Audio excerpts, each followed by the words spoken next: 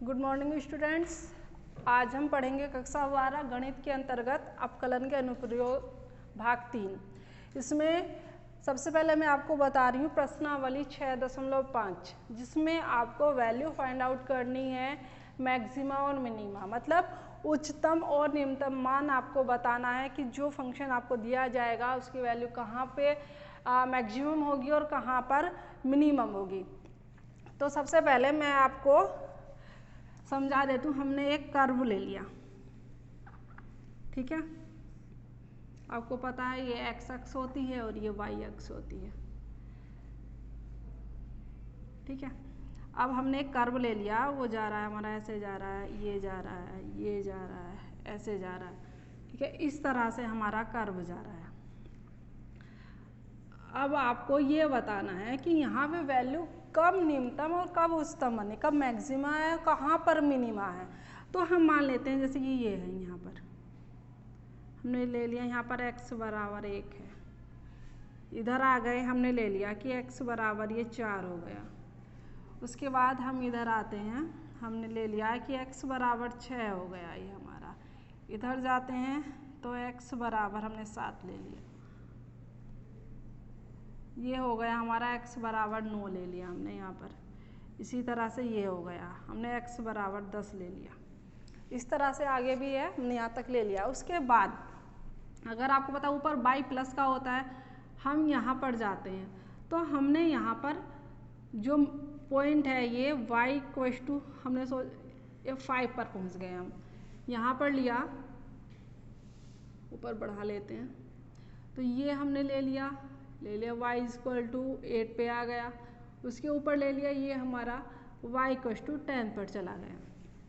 तो आप यहाँ पर देखो कि यहाँ पर दो कंडीशन बन रही है, फॉर मैक्सिमम वैल्यू और मिनिमम वैल्यू।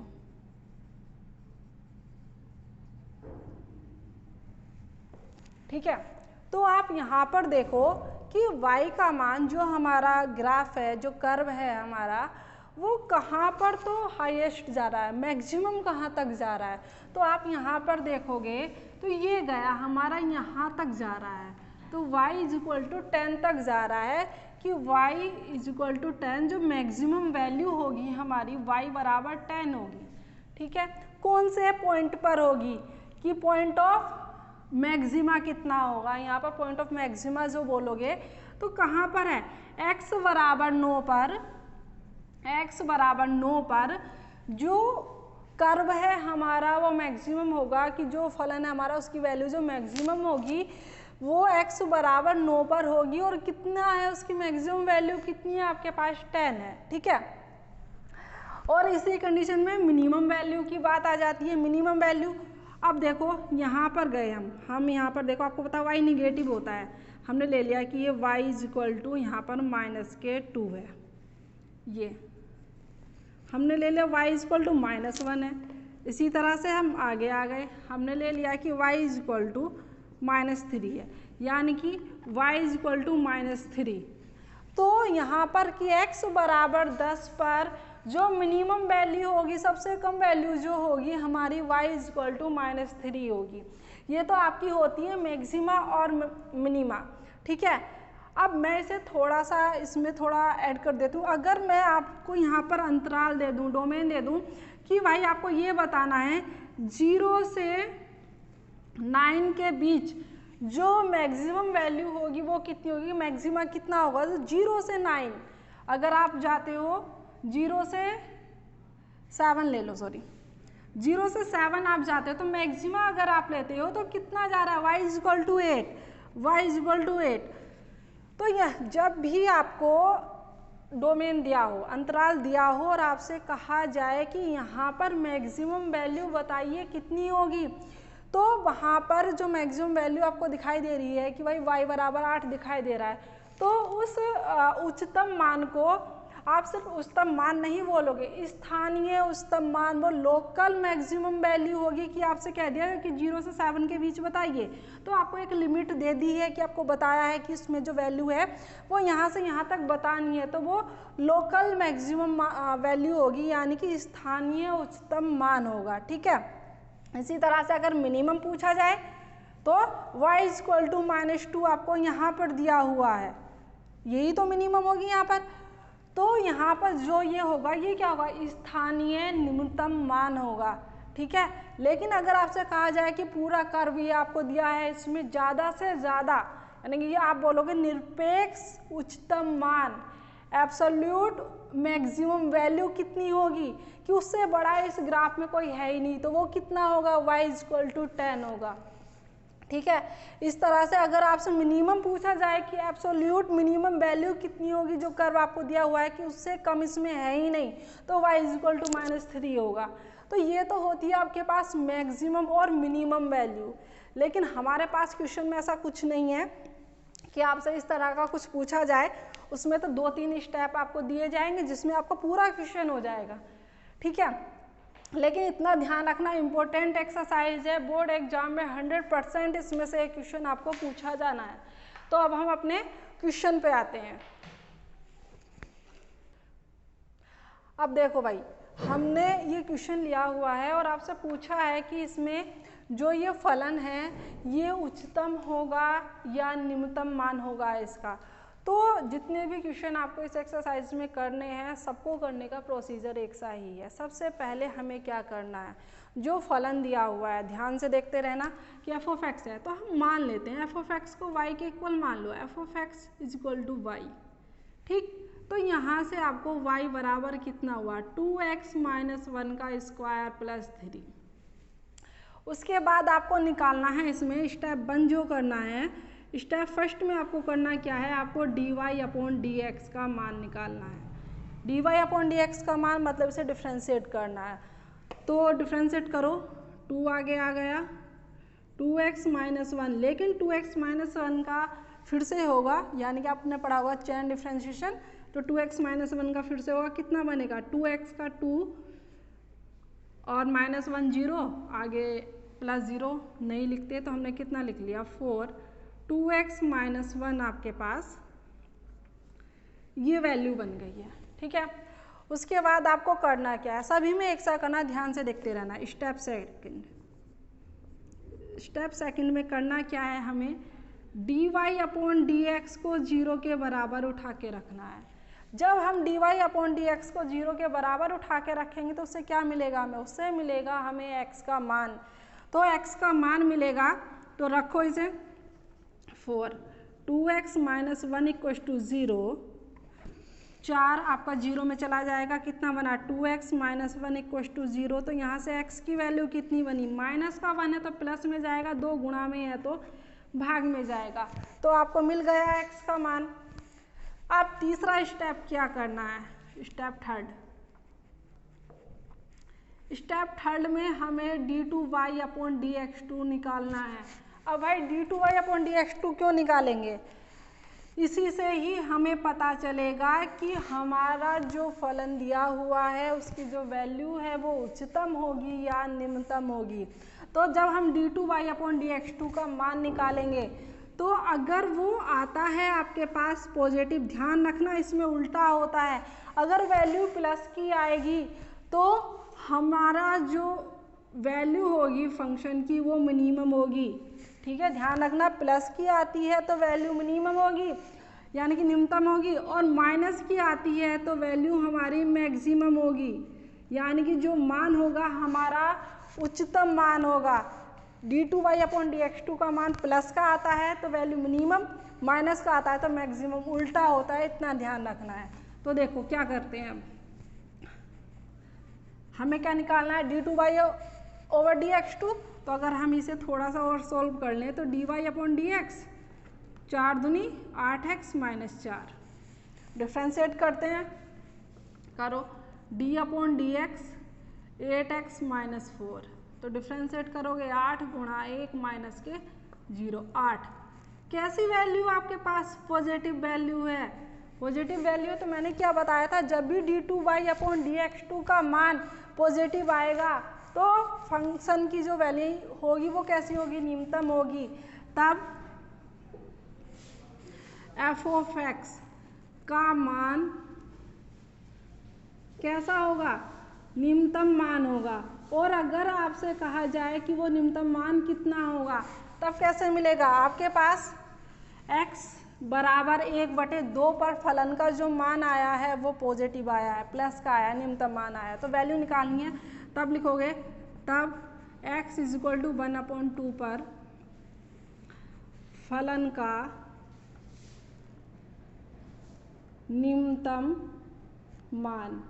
तो जो फलन आपको दिया हुआ है उसमें आपको वैल्यू उठा के रख देनी है। रखो, 2 ऐसे ही रहा, 1/2 -1 का स्क्वायर प्लस 3।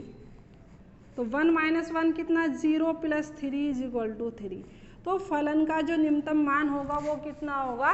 3 होगा। ठीक है, तो जो प्रोसीजर है आपको ध्यान रखना है। सबसे पहले dy/dx निकालेंगे, उसके बाद क्या करेंगे, dy/dx को 0 के बराबर उठा के रखेंगे। वहाँ से क्या होगा, आपको x का मान निकल के आएगा। ठीक, उसके बाद हमें क्या करना है, d2y/dx2 का मान निकालना है। अगर वो पॉजिटिव आता है तो वैल्यू होगी मिनिमम, ठीक है, और निगेटिव आता है तो वैल्यू होगी मैक्सिमम। ठीक है, और जब भी अगर आपसे कहा जाएगा मैक्सिमम वैल्यू निकालिए या मिनिमम वैल्यू निकालिए तो x का जो मान आया है उसे उठा के जो फंक्शन आपको दिया जाएगा उसमें रख देना है। तो इतना काम आपको हर क्वेश्चन में करना है, इसके अलावा आपको बाकी कुछ नहीं करना है।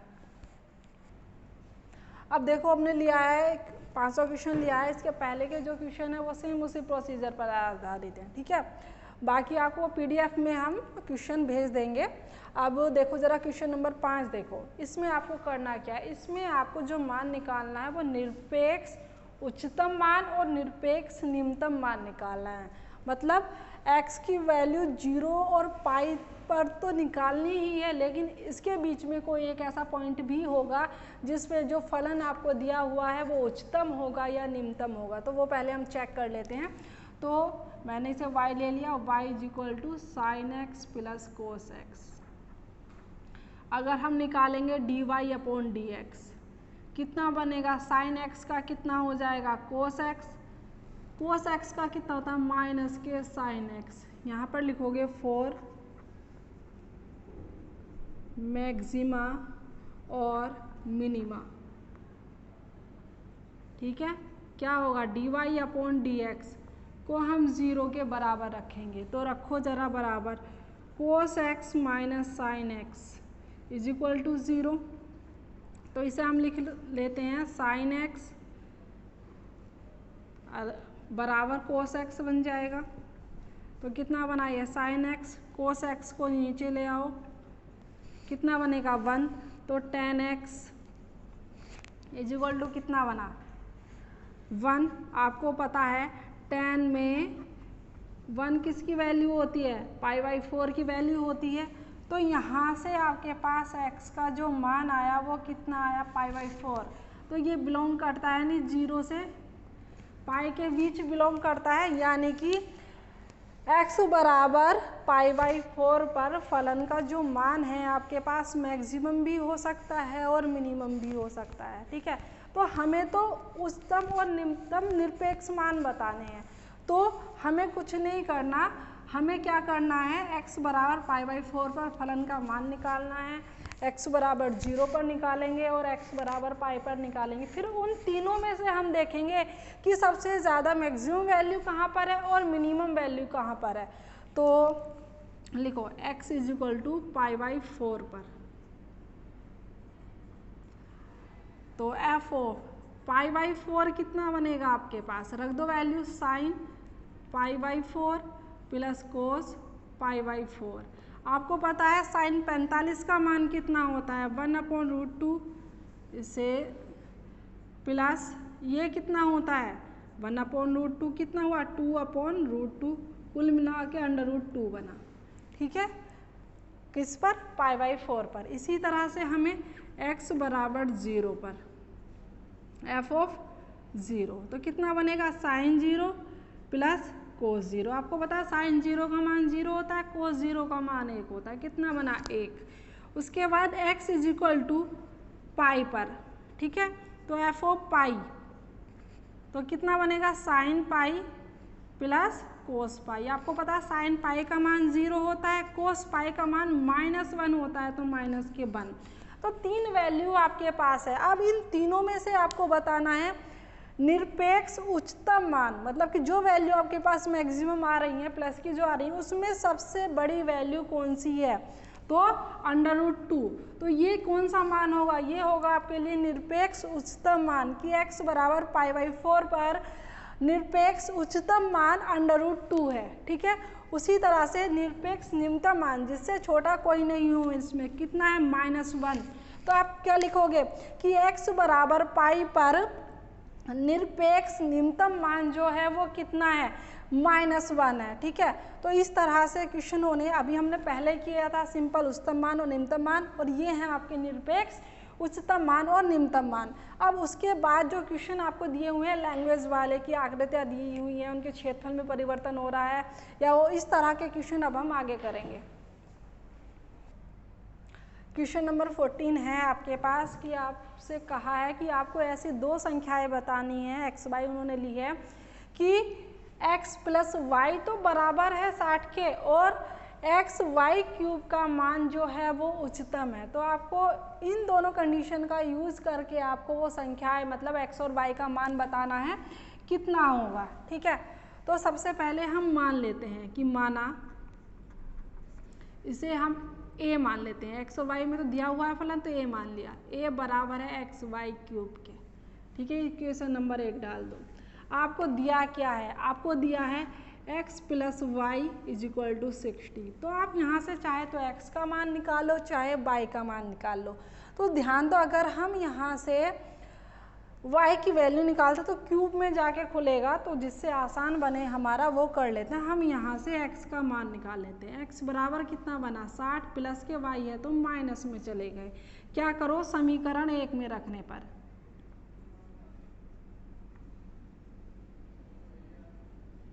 ठीक है रखेंगे तो a बराबर कितना मिला 60 - y × y³ a मल्टीप्लाई कर दो 60 y³ माइनस y की पावर गुणा में गाते जुड़ जाती हैं 4 हो गई। महत्तम मान या उच्चतम मान ज्ञात करना प्रोसीजर वही है। देखो लैंग्वेज वाले क्वेश्चन भी है तो उसमें बस कुछ चेंज नहीं है, इक्वेशन बना के आपको प्रोसीजर वही करना है। तो क्या करेंगे, हम क्या निकालेंगे dA/dy निकालो।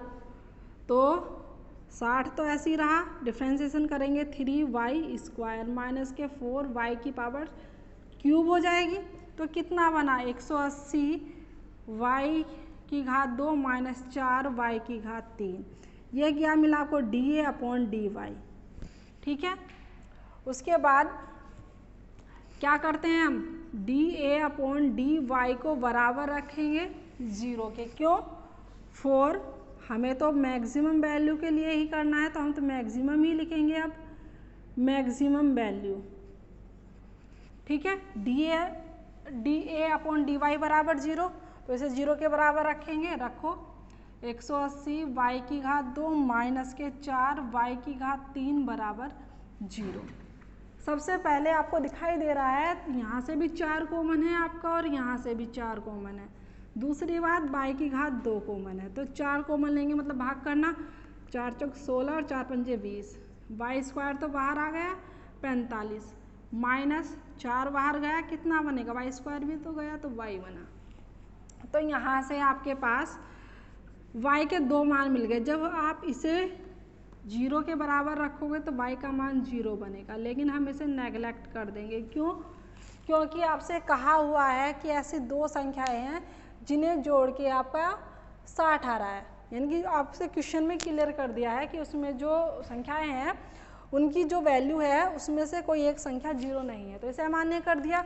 उसके बाद जब आप रखोगे 45 माइनस y को 0 के बराबर, तो यहाँ से y का मान कितना आया 45। इसका मतलब हम जो वैल्यू चेक करेंगे वो अगर y बराबर 45 पर मैक्सिमम आ जाती है तो आपकी जो संख्या होगी एक उनमें से कितनी होगी 45 होगी। लेकिन पहले हमें चेक करना है कि क्या इस पर जो फलन है जो हमारी कंडीशन बन रही है ये मैक्सिमम है या नहीं है। तो उसके लिए हमें क्या निकालना पड़ेगा d2A/dy dy2 निकालेंगे हम।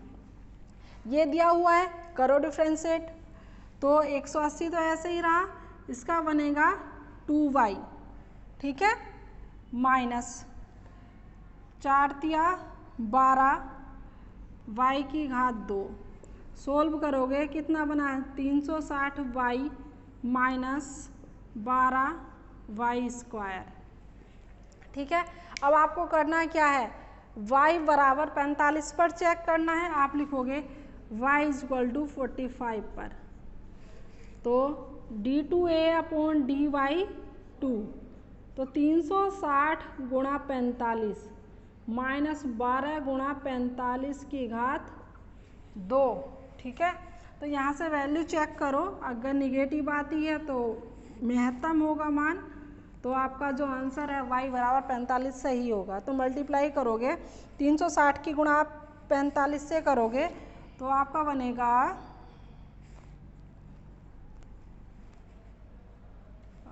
नहीं, ये बनेगा 16,200 माइनस इसकी गुणा करोगे ये बनेगा 0, ठीक है।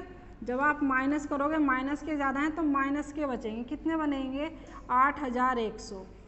निगेटिव आई वैल्यू आपके पास, जब ये वैल्यू निगेटिव आई है तब क्या लिखोगे, अतः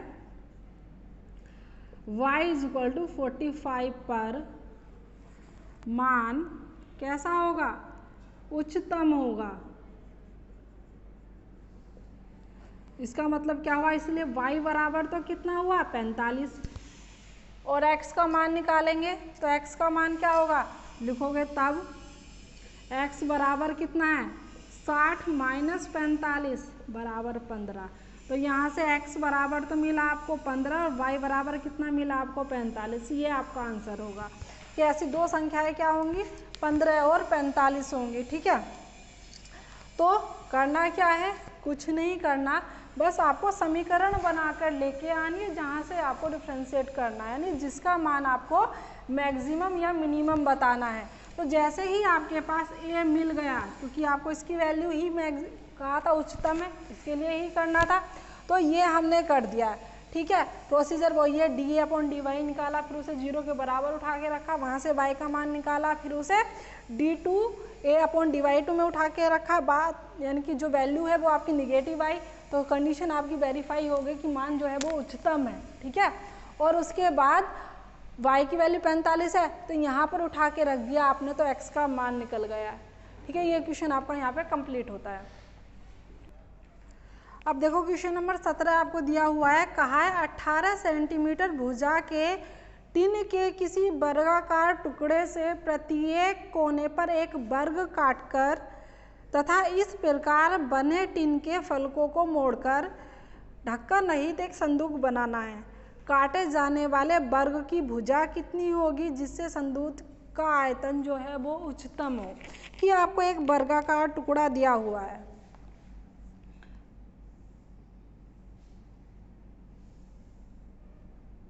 ठीक है, आपसे कहा है कि ये जो है वो 18 सेंटीमीटर का है। अब इसमें से क्या किया, कोनों पे से वर्ग काट दिया, ये इस तरह से काट दिया, ऐसे ही इधर से काट दिया, इसी तरह से यहाँ से काट दिया। हमने मान लिया कि जो x काटा है ये x है, वर्गाकार है तो x ही होगा ये, ठीक है। तो जब हमने काटा इस तरह से और जो आकृति मिली हमें, जैसे ये कट गए, तो जब आप इसे काटोगे तो ये ही हिस्सा तो आपका ऊपर जाएगा, मतलब जो ऊंचाई बनेगी उस टिन के संदूक की जो ऊंचाई बनेगी, तो ये x काटा है, इसे ही तो फोल्ड करोगे, यही तो आपका ऊपर जाएगा, तो जो वो ऊंचाई बनेगी वो कितनी रहेगी, वो x रहेगी आपके पास। और लंबाई और चौड़ाई की अगर हम बात करते हैं, पूरा 18 सेंटीमीटर है ये, ठीक है। जब x इधर से गया, x इधर से गया, तो कितना बचा ये यहाँ पर 18 माइनस x इधर से निकाल दो, तो x इधर से तो 2x, इतना बना नहीं बना, ठीक है। इसी तरह से पूरी लंबाई ये आपकी 18 सेंटीमीटर थी, ये यहाँ से लेके यहाँ तक, x इधर से निकाल दो, x इधर से निकाल दो, तो 18 माइनस के 2x बनेगा नहीं बनेगा, ठीक है। ये बन गया आपके पास। अब देखो क्वेश्चन नंबर 17 है, तो आप लिख लो, माना काटे गए वर्ग की भुजा आपने लिख ली 1 सेंटीमीटर है, ठीक है। और वर्गाकार टुकड़े की लंबाई कितनी दी थी? वर्गाकार टुकड़े की भुजा कितनी दी थी? 18 सेंटीमीटर। तब संदूक के लिए लेंथ कितनी हो जाएगी? 18 माइनस के 2x। इसी तरह से उसकी चौड़ाई वृत्त कितनी हो जाएगी? 18 माइनस के 2x सेंटीमीटर। और उसकी ऊंचाई h कितनी बनेगी? x काटा है ना, जो ये फोल्ड किया x, यही भाग तो ऊपर जाएगा आपका, तो ये कितनी बन गई? 1 सेंटीमीटर बन गई, ठीक है। बात आपसे कही है आयतन के लिए पूछा है कि संदूक का आयतन उच्चतम होना चाहिए, यानी v बराबर, तो कितना होगा? लंबाई गुणा चौड़ाई गुणा ऊंचाई, LVH, यही तो होता है। तो कितना बना ये? 18 माइनस के 2x, 18 माइनस के 2x और इंटू x। अब देखो 2 यहाँ से कॉमन है, 2 यहाँ से कॉमन है, तो 2 गुणा 2 कॉमन बन गया। यहाँ से कितना बना? 9 minus x, 9 minus x into x, कितना हुआ? 4। और ये x, ये कितना बना? 9 माइनस एक्स का होल स्क्वायर। तो देखो भाई, अगर आप ऐसा डिफ्रेंशिएट करोगे तो आपको डिफ्रेंशिएशन थोड़ा टिपिकल हो जाएगा। क्या 2 फंक्शन लेके करना पड़ेगा? तो क्या करते हैं, हम इस स्क्वायर को खोल लेते हैं a माइनस बी के होल स्क्वायर से। तो कितना बना? 81 प्लस एक्स स्क्वायर माइनस 9 दूनी 18x। तो यहाँ से v इज इक्वल टू कितना बना? 4 ऐसे ही रहेगा, x की मल्टीप्लाई कर दो अंदर, 81x plus x cube minus के 18x की घात 2। अब आपको जो चेक करना है वो आयतन को चेक करना है कि ये महत्तम है या निम्नतम है। तो आपको करना क्या है? प्रोसीजर वही है। क्या करोगे? सबसे पहले dv अपॉन dx निकालोगे, फिर क्या करोगे? dv अपॉन dx को 0 के बराबर उठा के रखोगे, वहाँ से आप x का मान निकालोगे, फिर उस x की वैल्यू को आप dv अपॉन dx2 में उठा के रखोगे। और बात हो रही है महत्तम की, आपसे कहा है कि आयतन जो है महत्तम है, तो इसका मतलब d2v अपॉन dx2 का जो मान है वो निगेटिव आना चाहिए। अगर निगेटिव आएगा तो ही तो आपका जो आयतन है वो महत्तम होगा। अगर x, सपोज करो यहाँ से x की 2 वैल्यू आपके पास बनती हैं, एक पर वैल्यू पॉजिटिव आती है और एक पर निगेटिव आती है, तो जहाँ पर निगेटिव आ रही है x का वो मान सही होगा आपका, ठीक है। तो सबसे पहले हम क्या निकालते हैं? dv upon dx। 4 ऐसे ही रहा आपके पास, 81x, x का तो 1 हो गया, सीधे सीधे लिख दो 81 गुणा 1, एक्स क्यूब का 3x स्क्वायर बनेगा माइनस 18 ऐसे ही रहा, एक्स स्क्वायर का कितना हुआ? 2x। तो यहाँ से आपको dv अपॉन dx कितना मिला? 4 ऐसे ही रहा, 81 plus 3x square minus 36x, ठीक है। अब देखो यहाँ से आपके पास कुछ कॉमन बन रहा है। देखो 81 3 से ये भी विभाजित हो रहा है, ये भी हो रहा है और ये भी, तो यहाँ से क्या किया हमने? 3 कॉमन ले लिया, 27 बचा प्लस एक्स स्क्वायर बचा माइनस के 12x बचेगा। तो यहाँ से dv अपॉन dx कितना मिला आपको? 4 या 12 क्रम से लिखते हैं तो एक्स स्क्वायर माइनस के 12x प्लस के कितने बने? 27। dv अपॉन dx पहला स्टेप आपका क्लियर हो गया यहाँ पर। उसके बाद क्या करेंगे? आप लिखोगे फॉर मैक्सिमम वैल्यू। क्या करते हैं? dv अपॉन dx को बराबर रखते हैं 0 के, तो रखो बराबर। तो ये हुआ आपके पास 12 x square minus 12x plus के 27 बराबर 0। 0 में गया, बना एक्स स्क्वायर माइनस के 12x प्लस के 27 बराबर 0। 27 के ऐसे टुकड़े जिसे जोड़ के 12 आ जाए, 9 या 27 प्लस करके आने हैं तो ध्यान रखो, और माइनस के आने हैं तो सीधे सीधे कर सकते हैं, x तो दोनों में आएगा, प्लस करना है ना, यानी चिन्ह एक सा रहेगा, जोड़ के माइनस के आए तो माइनस का 9 और माइनस के 3, देख लो माइनस माइनस प्लस, 9 या 27 माइनस के 9 और माइनस के 3 माइनस के 12, ठीक है।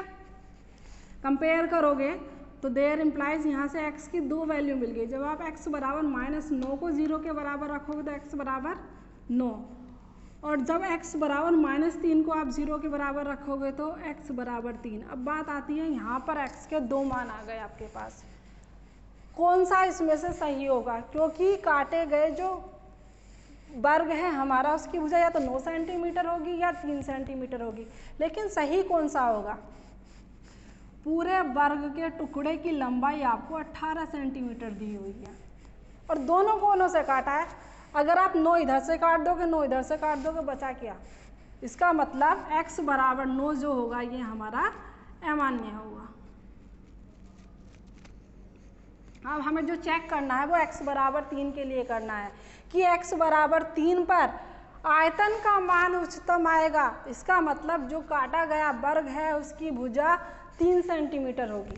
ठीक है, तब लिखोगे d2b/dx2 की वैल्यू फाइंड आउट करेंगे तो आ जाओ यहाँ पर, तो 12 तो ऐसे ही रहा, x स्क्वायर का डिफरेंशिएशन करोगे 2x माइनस के 12 इंटू 1 27 का 0 हो जाएगा, 2x माइनस के 12, ये d2b/dx2। लेकिन आपको चेक किसके लिए करना है?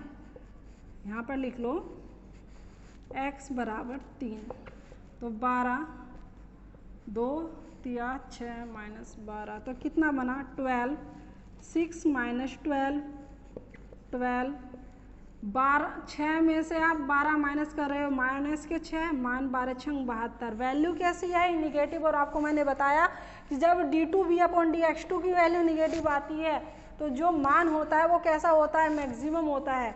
तो आप लिखोगे आयतन, चूंकि आयतन x बराबर 3 पर कैसा है? महत्तम है, महत्तम है।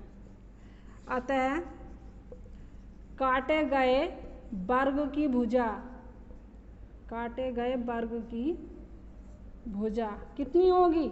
3 सेंटीमीटर। ये आपका आंसर होगा। ठीक है, प्रोसीजर सभी में वही है। ठीक है, कंडीशन के अनुसार आपकी जो समीकरणें हैं वो बदल गई हैं। किसी में आपसे आयतन के लिए कह दिया, किसी में संख्याएं पूछ ली कि उनके गुणनफल के लिए कह दिया महत्तम या निम्नतम है, किसी में आपसे क्षेत्रफल के लिए कह देंगे, आगे आकृति आएंगी, आपके पास शंकु आएगा, बेलन आएगा। ठीक है, आकृति चेंज हो रही है लेकिन कंडीशन वही है। फॉलो सभी में आपको ये 3-4 स्टेप करने हैं। ठीक है, अब देखो क्वेश्चन नंबर 20 दिया हुआ है, आपसे कहा है सिद्ध कीजिए कि प्रदत्त पृष्ठ एवं महत्तम आयतन के बेलन की ऊंचाई आधार के व्यास के बराबर होती है। महत्तम आयतन के बेलन की ऊंचाई, इसका मतलब एक आपको बेलन दिया हुआ है,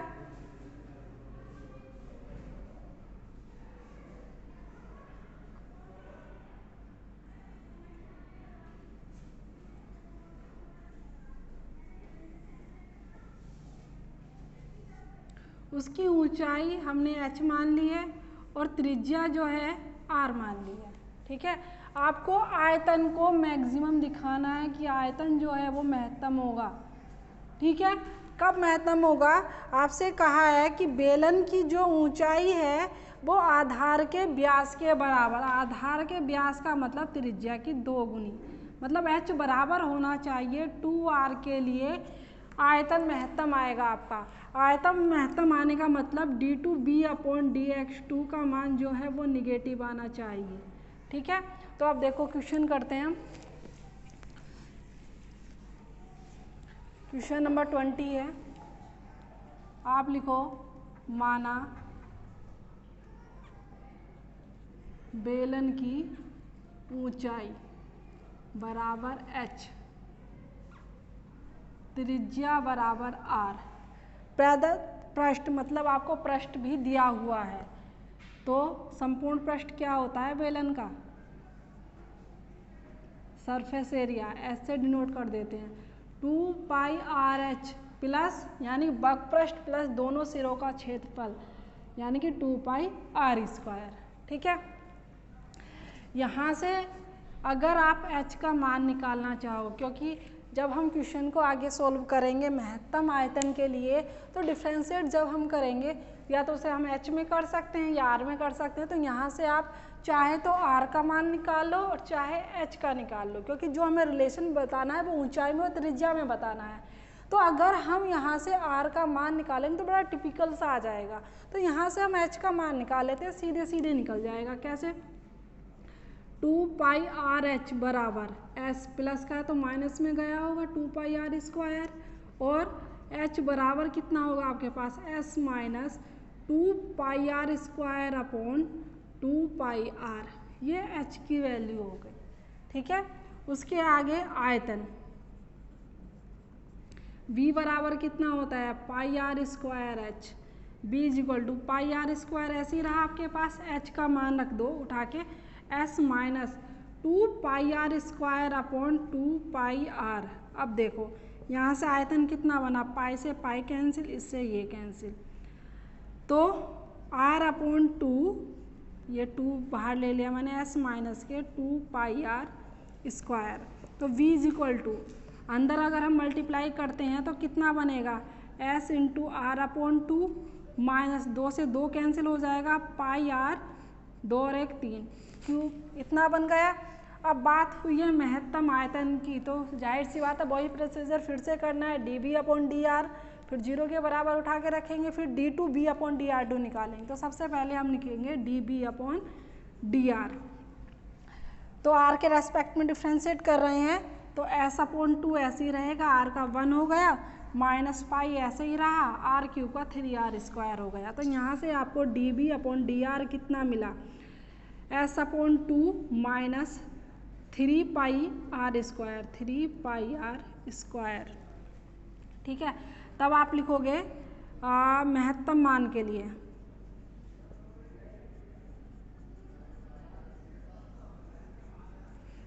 क्या होगा, d b upon d r बराबर 0, तो यहाँ से s upon 2 minus 3 pi r square बराबर 0, तो 1 अपॉन 2 ऐसे ही रहा आपके पास। s की वैल्यू अभी हमने ये यहाँ पर है हमारे पास, तो रख दो 2 pi r h plus 2 pi r square minus 3 pi r square बराबर 0।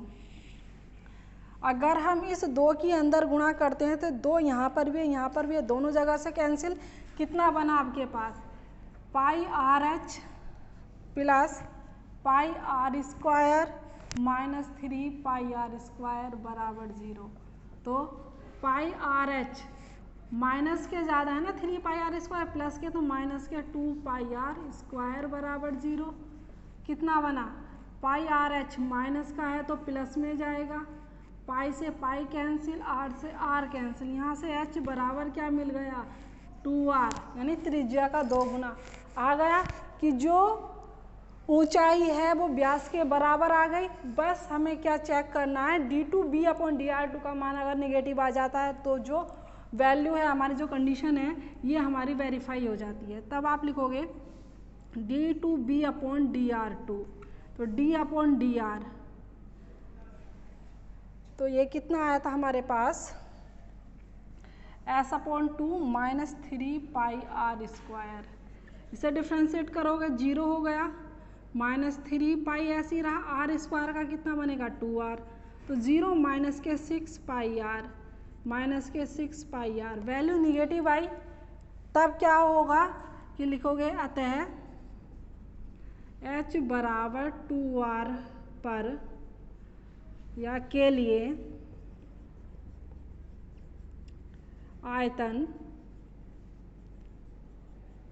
महत्तम होगा। अतः बेलन की ऊंचाई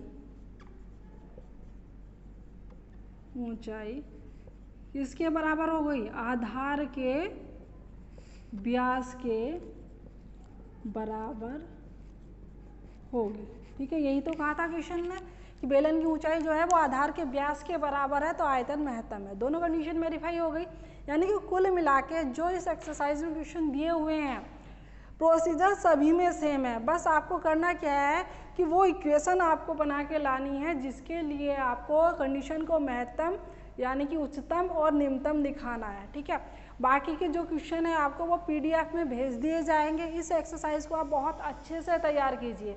ठीक है, उसमें अगर आपको कुछ प्रॉब्लम आती है तो आप पर्सनली पूछ सकते हो, फ़ोन पे पूछ सकते हो, व्हाट्सअप करके पूछ सकते हो। ठीक है, लेकिन इस एक्सरसाइज को आपको अच्छे से तैयार करना है। बोर्ड एग्जाम में आपको इस एक्सरसाइज में से एक क्वेश्चन मिलेगा ही। Thank you.